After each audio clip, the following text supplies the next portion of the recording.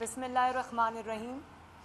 आपने बड़ा पर्टिनेंट सवाल पूछा और आई थिंक फुल कोर्ट का मुतालबा इसलिए रिजेक्ट हुआ क्योंकि इस किस्म का यकतरफ़ा नाइंसाफ़ी पर मबनी फ़ैसला आना था, और अगर फुल कोर्ट बन जाता तो खौफ था ना, इस वजह से फुल कोर्ट नहीं बनाया, क्योंकि ये नाइंसाफ़ी करनी थी, क्योंकि ये लाडले को नवाजना था, क्योंकि यकतरफ़ा फ़ैसला करना था जिसमें इंसाफ का कत्ल हुआ है। तो ज़ाहिर है फुल कोर्ट में तो बहुत मुअज़्ज़ज़ जज साहबान शामिल हैं जो ऑनेस्ट हैं, जिनकी शोहरत दागदार नहीं है, तो उनकी मौजूदगी में इस किस्म का फ़ैसला करना वो मुश्किल तो नहीं मैं कहूँगी, नामुमकिन हो जाता, इसलिए फुल कोर्ट नहीं बना। और अगर नीयत में कोई ख़राबी ना होती, अगर आपने ये नाइंसाफ़ी ना करनी होती तो आपको कोई आर नहीं था, कहते जी फुल कोर्ट बनाएं, बैठें, चैलेंज करें।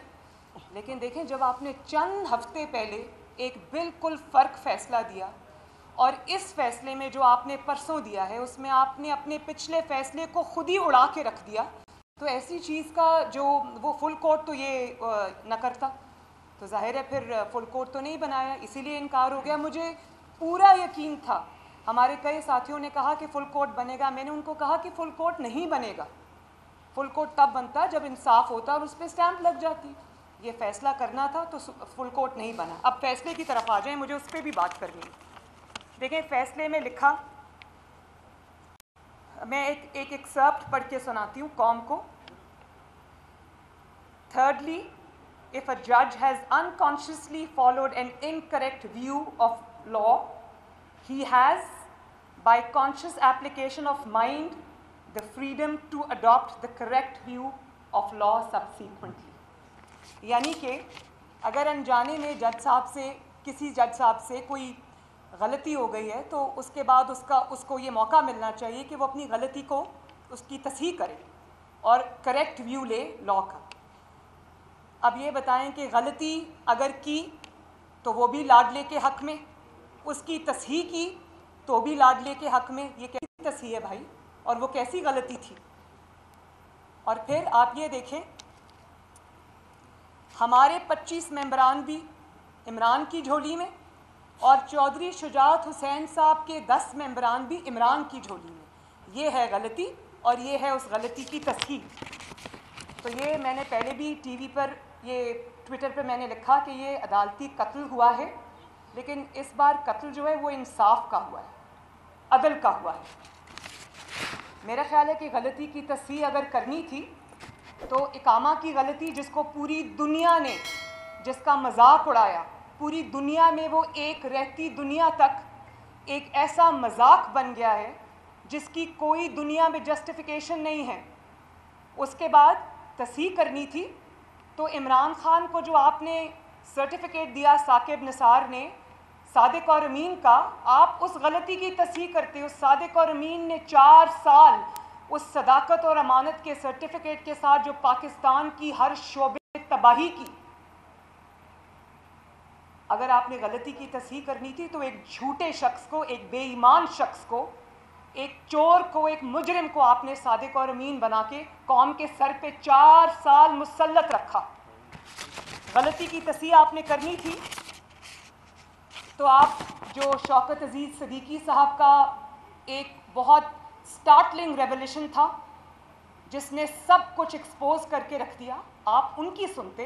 वो रिटायर हो गए लेकिन उनकी बात किसी ने नहीं सुनी। सुप्रीम जुडिशल काउंसिल में आज भी उनका मुकदमा जो है ना वो नहीं सुना जा रहा। वो शख्स अपनी नौकरी की मुद्दत पूरी करके चला गया। तस्हीह करनी थी तो अरशद मलिक साहब ने इतना बड़ा ऑन रिकॉर्ड बयान दिया कि नवाज शरीफ के साथ जितनी भी ज़्यादती हुई, जो नाइंसाफ़ी हुई, वो मुझे ब्लैकमेल करके ली गई। तस्हीह करनी थी तो उसकी करनी थी। आप भले माफ़ी ना मांगते, नवाज शरीफ साहब से उनकी की हुई ज़्यादतियों पर दूरबीनें लगाकर आप देखते रहे कि नवाज शरीफ के ख़िलाफ़ दुनिया भर में कोई सबूत मिल जाए, वो आपको नहीं मिला क्योंकि सबूत था ही नहीं। सबूत इसलिए नहीं था कि गुनाह था ही नहीं, जुर्म था ही नहीं, लेकिन आपने वो नवाज शरीफ साहब के साथ ज़्यादती को बरकरार रखा, बल्कि बजाय इसके कि तस्हीह करते आप ज़्यादती दर ज़्यादती कर रहे हैं। اور آپ نے کس طرح کل پرسوں نواز شریف کے ساتھ پھر زیادتی کی وہ بھی سن لیں. پہلے جب نواز شریف جماعت کا سربراہ ہے اور اگر اس کا کوئی مقدمہ آتا ہے عدالت میں تو عدالت یہ تعویلیں دیتی رہتی ہے, جسٹیفیکیشنز دیتی رہتی ہے کہ پارٹی کا سربراہ یا پارٹی ہیڈ ہی سب کچھ ہوتا ہے, اس کے علاوہ اور کوئی کچھ نہیں ہوتا. اور جب لاڈلے کی باری آتی ہے تو چند ہفتوں کے بعد ہی آپ کہتے ہیں کہ پارٹی ہیڈ کچھ نہیں ہوتا, جو ہوتا ہے وہ پارلیمانی پارٹی ہوتی ہے. یہ اس قسم کی باتیں تو کوئی بچے بھی نہیں کرتے آج کل. بہت حیران کن. میں آنیسٹلی جب یہ فیصلہ آیا تو میں یہ دل میں سوچ رہی تھی کہ چیف جسٹس صاحب آپ کیا کر بیٹھے اپنے ساتھ. ہمیں تو عادت ہو گئی ہے اس قسم کے فیصلوں کی, ہمارا تو ووٹ بیس بھی چارج ہو جاتا ہے, ہمارا ورکر کھڑا ہو جاتا ہے, ہمیں فائدہ ہوتا ہے, لیکن کس کو نقصان ہوا. میں نے اس دن اپنی پریس کانفرنس میں بھی کہا تھا کہ کوئی توہین ادارے کے اندر سے نہیں, باہر سے نہیں ہوتی. میں ادارے کی توہین نہیں کر سکتی, مولانا صاحب نہیں کر سکتے. ادارے کی توہین ادارے کے اندر سے ہوتی ہے جب اس قسم کے فیصلے آتے ہیں. پھر اس کے بعد عدالت کا کام ہے آئین کی تشریح کرنا, آئین سازی کرنا عدالت کا کام نہیں ہے. اور اگر آپ نے آئین سازی کرنی ہے جو کہ آپ نے کی تو آپ پارلیمنٹ کو تالا لگا دیں. اگر آپ نے وزیر اعلیٰ اور وزرائے اعظم آپ نے مقرر کرنے ہیں تو آپ اسمبلیوں کو, پارلیمنٹ کو, پنجاب اسمبلی کو تالا لگا دیں. اب کچھ بھی آپ کر لیں, پرویز الہی صاحب ہمیشہ کے لیے عدالتی وزیر اعلیٰ کہلائیں گے. وہ عدالتی وزیر اعلیٰ ہے. اس کی وجہ یہ ہے, ایک تو ان کے 10 ووٹ ہیں, اور پھر اس کے بعد آپ کچھ بھی کر لیں ان کو وزارت اعلیٰ حمزہ سے چھین کر ٹرے میں رکھ کر پاکستان کی سب سے بڑی عدالت کے 3 ممبر بینچ نے دی ہے. یہ عنایت جو ان پر ہوئی ہے وزارت اعلیٰ کی, یہ 3 ممبر بینچ کی دین ہے. اور پھر آئین کی تشریح آپ چہرے دیکھ کر اور پارٹیاں دیکھ کر اور پارٹی ہیڈ دیکھ کر بدلتے ہیں. نواز شریف ہو تو آئین کی تشریح کچھ ہوتی ہے, اس کے چند ہی ہفتے بعد اگر عمران خان ہو تو اس میں آئین کی تشریح بھی بدل جاتی ہے, آئین کا حلیہ بھی بدل جاتا ہے. یہ ہے آپ کا انصاف. اور جس آئین کو پاکستان کی پارلیمنٹ نے بنایا, پاکستان کے سیاستدانوں نے بنایا, عوامی منتخب نمائندوں نے بنایا, اس آئین کو ایک 3 ممبر بینچ جو کہ خود کنٹروورشل ہے, جس کے اوپر انگلیاں اٹھ چکی ہیں, جو نواز شریف صاحب کے خلاف ہر فیصلے میں شامل ہوتا ہے, اور جان بوجھ کے اسی بینچ کو لایا جاتا ہے جو خود کنٹروورشل ہو گیا ہے. آپ اس بینچ کے ذریعے آپ پاکستان کے آئین کو عدالت سے اٹھا کر باہر پھینک دیتے ہیں, اس آئین کی آپ دھجیاں اڑا دیتے ہیں. تو اگر آپ یہ سمجھیں گے کہ اس قسم کے فیصلے ہم سر جھکا کر قبول کر لیں گے تو ایسا نہیں ہوگا. ہم اس آئین کے رکھوالے ہیں. اگر تالا لگانا ہے تو لگائیں پھر پارلیمنٹ کو. اور پھر ڈیپیوٹی اسپیکر اگر مسلم لیگ نون کا ہو تو وہ ڈیپیوٹی اسپیکر کو عدالت میں کٹہرے میں بلا کر کھڑا بھی کیا جائے گا, اس کی رولنگ بھی غلط قرار دے دی جائے گی. لیکن ڈیپیوٹی اسپیکر اگر عمران خان صاحب کا ہو تو عدالت اس کو بالکل نہیں بلائے گی, بلکہ عدالت قاسم سوری کو جال سازی کرنے کے اوپر 2.5 سال سے سپریم کورٹ آف پاکستان نے اسٹے دیا ہوا ہے. یہ ہے تفریق, یہ ہے ڈسکرمنیشن, یہ ہے عدالتی جس کو کہتے ہیں نا انصافی.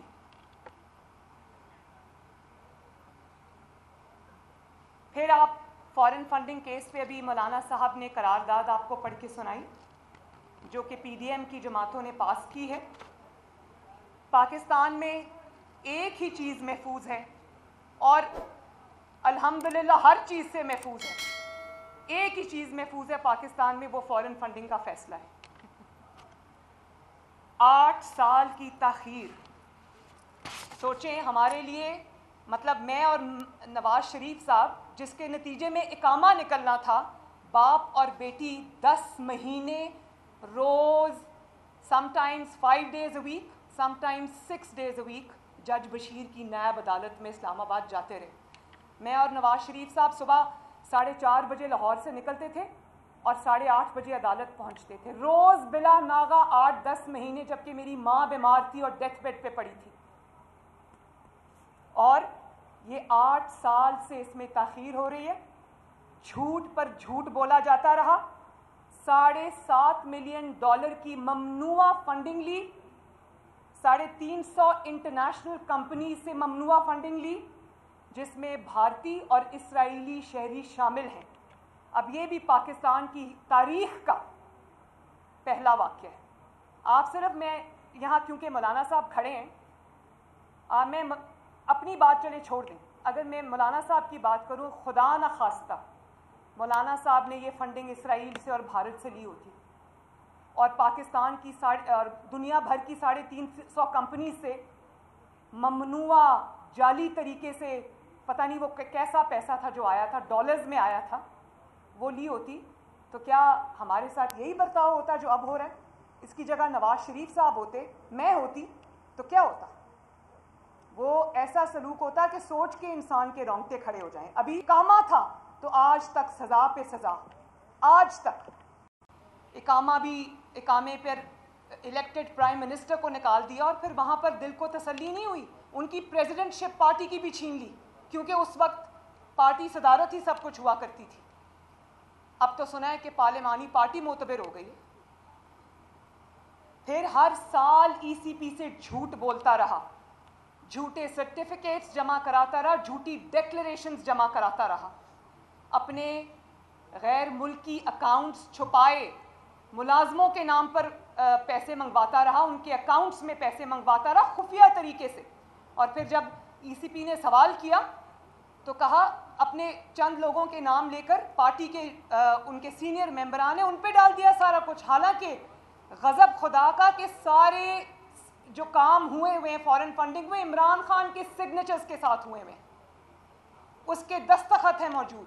کس طرح وہ اس سے آنکھ چرا سکتا ہے یا کس طرح مظلوم بن سکتا ہے؟ میں فارن فنڈنگ کیس کا فیصلہ قوم کے سامنے جلد از جلد لانے کا مطالبہ کرتی ہوں. میں الیکشن کمیشن آف پاکستان سے یہ مطالبہ کرتی ہوں کہ جو خفیہ اکاؤنٹس اس نے آج تک خفیہ رکھے ہوئے وہ قوم کے سامنے لائے جائیں. ایک ایک غبن, ایک ایک غداری جو اس نے پاکستان کی قوم میں کے ساتھ فارن فنڈنگ کی صورت میں کی ہوئی ہے, وہ ایک ایک جو اس کا سارے حقائق ہیں وہ قوم کے سامنے لائے جائیں اور بلا تاخیر لائے جائیں. اور آپ یہ دیکھیں کہ عمران خان کی حیثیت پاکستان کی سیاست میں ایک بلی سے زیادہ کی نہیں ہے. وہ ای سی پی چیئرمین جس کو اس نے خود اپوائنٹ کیا, یہ جو کیا نام ہے ای سی پی چیئرمین کا, سکندر سلطان راجہ صاحب, وہ عمران خان کے اپنے اپوائنٹڈ ہیں اور پہلے ان کی دن رات تعریفیں ہوا کرتی تھیں. تو یہ جو بلی ہے عمران خان, اس کی حیثیت ایک بلی سے زیادہ نہیں ہے. ہر اس میں وہ ٹریٹ موجود ہے جو ایک بلی کا ہوتا ہے. اور آپ یہ دیکھیں کہ جب اس کو کسی چیز کا خوف ہوتا ہے کیونکہ اس نے وہ گناہ کیا ہوتا ہے تو یہ اس ادارے کے سربراہ کو اٹیک کرتا ہے. پہلے سے یہ اس کو پتا تھا کہ فارن فنڈنگ کی اب فائنڈنگز کمپلیٹ ہو چکی ہیں, فیصلہ محفوظ ہو چکا ہے, تو آپ دیکھیں کس طرح اس نے یہ اٹیک جو ہے وہ ای سی پی کے چیئرمین کے اوپر لانچ کیا. اس کی وجہ یہ ہے کہ چوری کی ہوئی ہے, چوری سے ہاتھ رنگے ہوئے ہیں, غلط کام کیے ہوئے ہیں. وہ جو ممنوعہ فنڈنگ آئی ہے وہ کہاں خرچ ہوئی ہے اس کا حساب تو بعد میں ہوگا. وہ اس پاکستان میں ڈی اسٹیبلائزیشن لانے کے لیے خرچ ہوئی ہے, اس پاکستان میں الیکٹڈ گورنمنٹس کو اٹھا کے باہر پھینکنے کے لیے خرچ ہوئی ہے, اس پاکستان میں سازشوں کو پنپنے کے لیے وہ فنڈنگ خرچ ہوئی ہے. وہ پاکستان کے خلاف فنڈنگ تھی, پاکستان کے خلاف استعمال ہوئی ہے, اس میں ہم بعد میں جائیں گے. لیکن یہ کوئی طریقہ نہیں ہے, یہ ہمیں منظور نہیں ہے کہ یہ بلی بن جائے اور آ کر گالیاں نکالے اور اپنے حق میں فیصلے لے. یہ نہیں ہوگا. یہ 3 ممبر بینچ تو کر سکتا ہے, یہ ہم نہیں کر سکتے. اور آخری بات, اگر فارن فنڈنگ کیس کا فیصلہ نہیں آتا تو پھر تمام جماعتوں کی مشاورت کے ساتھ ہم ای سی پی کے سامنے دھرنا دیں گے. جی ایک منٹ, جی ایک منٹ بھائی ان کو کہیں اس کے بعد.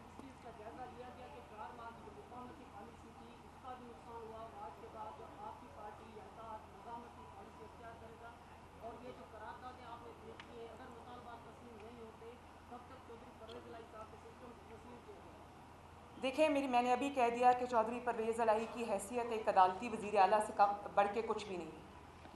اور 10 ممبرز کا کوئی خاص نہیں ہوتا. 10 ممبرز ادھر جاتے ہیں تو ادھر بھی آ سکتے ہیں. اگر ایسی ہی پالیٹکس کرنی ہے تو وہ ہمیں انشاءاللہ تعالیٰ زیادہ بہتر آتی ہے. لیکن جو آپ نے مفاہمتی اور مزاحمتی کی بات کی وہ ذرا سن لیں کہ اگر آپ کے ساتھ ظلم ہوگا, اگر آپ کے ساتھ زیادتی ہوگی, اگر آپ کو لیول پلینگ فیلڈ نہیں ملے گی, اگر قومی ادارے عمران خان کے لیے اداروں کے وقار کو سٹیک پہ لگائیں گے بلکہ قربان کریں گے, تو ہمارا فرض ہے اس کے لیے مزاحمت کریں. یہ ہماری ذات کا مقصد نہیں ہے, یہ پاکستان کا قومی ایجنڈا ہے, قومی مقصد ہے. اس میں یہ کھلواڑ ہم نہیں ہونے دیں گے, مزاحمت کرنی ہی پڑے گی. یہ جب ظلم ہوتا ہے, ظلم کو سہنا ظلم سے بڑا ظلم ہے. جی میڈم یہ بتائیے گا کہ چودھری شجاعت حسین نے آپ کا کھل کر ساتھ دیا, لیکن آج ان کو ان کی پارٹی نے ان کے عہدے سے خود ہٹایا ہے.